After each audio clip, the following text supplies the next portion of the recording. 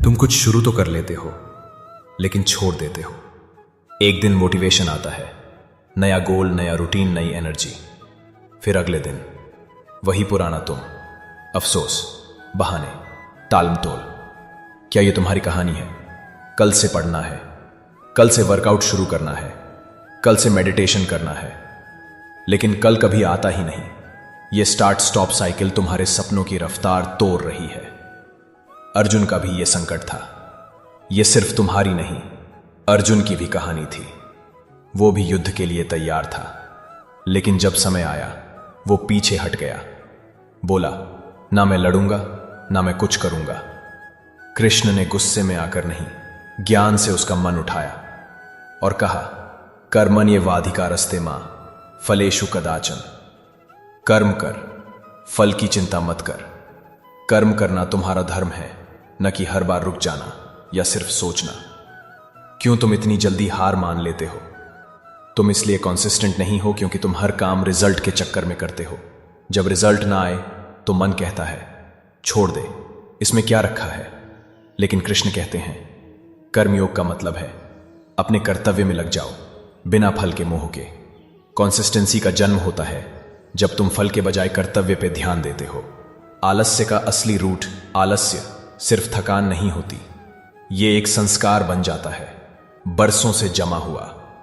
जब तुम कुछ नहीं करते तो दिमाग तुम्हें आराम का झूठा सुख देता है और कहता है, थोड़ा और रेस्ट कर ले।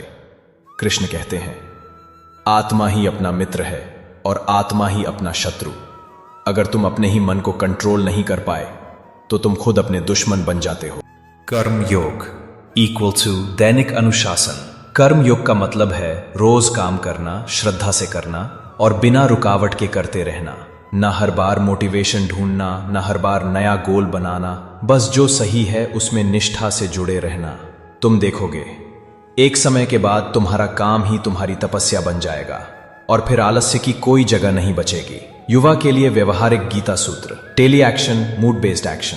कृष्ण ने कभी अर्जुन से नहीं पूछा तुम्हारा मूड क्या है। उन्होंने कहा, यह तुम्हारा धर्म है, करो। छोटे कदम, दैनिक अनुशासन, रोज थोड़ा थोड़ा लेकिन लगातार। 100 मोटिवेशनल वीडियो नहीं, एक छोटा अनुशासित कदम ही तुम्हें बदलेगा। ज्ञान प्लस कर्म इक्वल टू अविरल प्रवाह। सिर्फ पढ़ना काफी नहीं, सिर्फ करना भी नहीं, समझ के साथ कर्म करना। यह है गीता का संतुलित सूत्र। निष्कर्ष, तुम कॉन्सिस्टेंट तब बनोगे जब तुम अपने काम को एक तपस्या बना दोगे, जब तुम करना शुरू कर दोगे बिना देरी के और रुकोगे नहीं हर छोटी दिक्कत पर। कृष्ण तुमसे कहते हैं, जो व्यक्ति आसक्त होकर कर्म करता है वह ही सच्चा योगी है। लेकिन अगर तुम अपना दिन ही सही से शुरू नहीं करते तो कॉन्सिस्टेंसी कैसे आएगी? अगला संदेश, एक ऐसा मॉर्निंग फॉर्मूला जो तुम्हारे दिन को पवित्र भी बनाएगा और अनुशासन का बीज भी बो देगा। एक बुद्धिमान व्यक्ति की दिनचर्या, गीता आधारित मॉर्निंग फॉर्मूला। आधे